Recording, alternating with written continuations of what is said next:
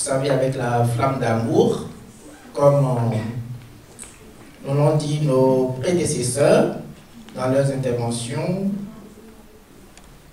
Il y a une grande lutte contre les forces des ténèbres. Et la flamme d'amour, c'est vraiment une spiritualité type pour lutter contre les forces des ténèbres. Voilà. La belle preuve, la Vierge Marie demande qu'on célèbre la flamme d'amour à la Chandeleur. Et c'est le thème de notre petit exposé. La Chandeleur, nous savons, c'est la fête de la lumière. Et la lumière s'oppose aux ténèbres. Voilà, tout est dit. Je voudrais, avant de faire mon exposé, dire un grand merci à Stéphanie et à toute son équipe pour cette prière de Noël pour les familles. Quand on était à Singapour, avec Stéphanie et toute la coordination internationale, c'était au mois de mars 2024, le coordonnateur international, John Sullivan, qui est américain, il m'a pris en aparté pour me dire ceci: Père Gilles, je vous prie d'implanter la flamme d'amour dans les familles. Et ça, c'est vraiment une confidence qu'il m'a faite, et j'ai trouvé ça comme une mission particulière. Implanter la flamme d'amour dans les familles. Il veut que ça parte des familles. Et quand j'ai eu la bonne nouvelle de cette initiative de Stéphanie et de son équipe sur la neuvaine pour les familles, je dis franchement, l'Esprit Saint est à l'œuvre dans ce mouvement. Amen. Amen. Amen. Je voudrais aussi nous faire remarquer, là je commence déjà mon exposé, que quand nous écoutons un peu les messages du journal d'Elisabeth Kindelman, ça doit pouvoir susciter en nous une toute petite interrogation.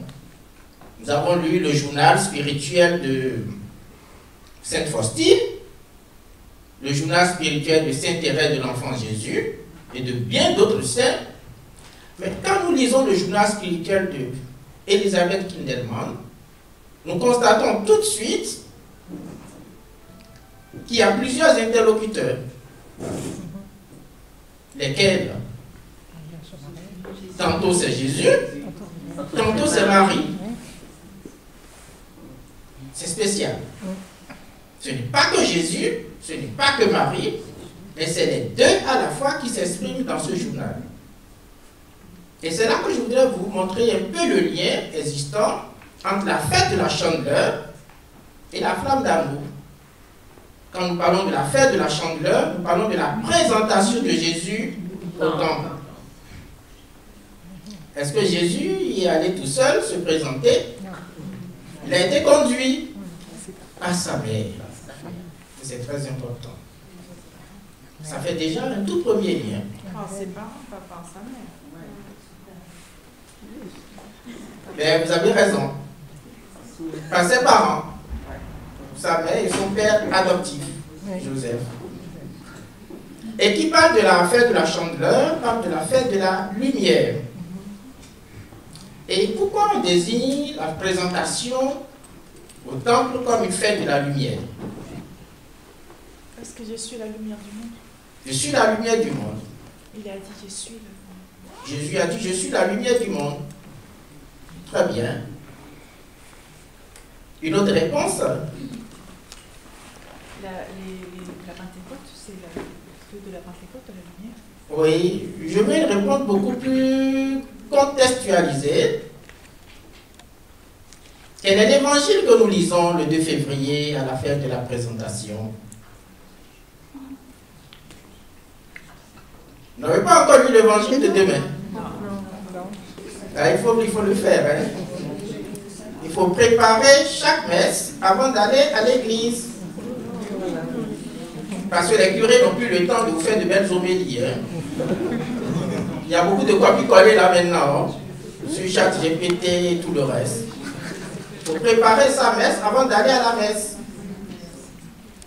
L'évangile de demain. Mais là, à Medjugorje, le Seigneur m'a fait un clin d'œil. J'accompagnais un groupe de pèlerins. une soixantaine de personnes, parmi lesquelles il y avait un jeune qui m'a abordé pour dire, mais pourquoi jusqu'à présent, l'Église ne reconnaît pas encore les apparitions de Medjugorje? Étant canoniste de formation, je me devais de lui dire, si l'Église n'accepte pas, c'est qu'il y a des choses qui attendent d'être certifiées. Voilà. L'Église ne donne pas rapidement son imprimatur tant qu'elle n'a pas la certitude de ce qu'elle veut certifier. Voilà. Il m'a dit non, mais moi j'y crois. Regardez, tant de jeunes, tant de monde ici, et il faut que l'Église accepte. Je dis non. Il doit y avoir quelque chose de pas très bien ici à Medjugorje, sinon depuis plus de 40 ans, ce serait déjà accepté par l'Église. Et là, il m'a dit, mon père, je ne suis pas d'accord, parce que vous êtes notre aumônier du groupe, vous êtes venu, c'est à vous normalement de nous enseigner que Marie apparaît ici à Medjugorje, et ne pas entrer dans une discussion avec moi. On s'est séparés dos à dos devant la porte du sanctuaire de Medjugorje.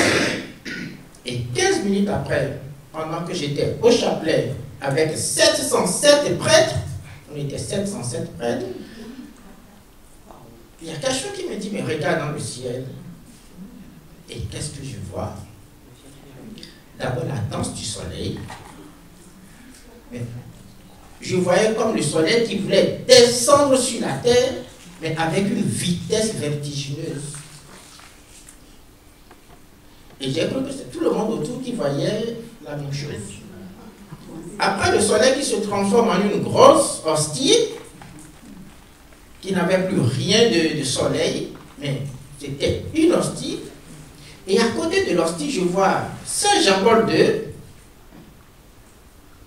les mains pieusement disposées, comme s'il priait. Et là, je dis aux confrères qui étaient là autour de moi, je dis, mais vous voyez ce que je regarde là? Aucun d'eux n'arrivait même à regarder le soleil. Tellement les rayons étaient forts qu'ils n'arrivaient même pas à lever les yeux vers le ciel. Et moi, je fixais la chose comme ça, comme si elle était devant moi. Et je suis resté comme ça, hypnotisé pendant une trentaine de minutes.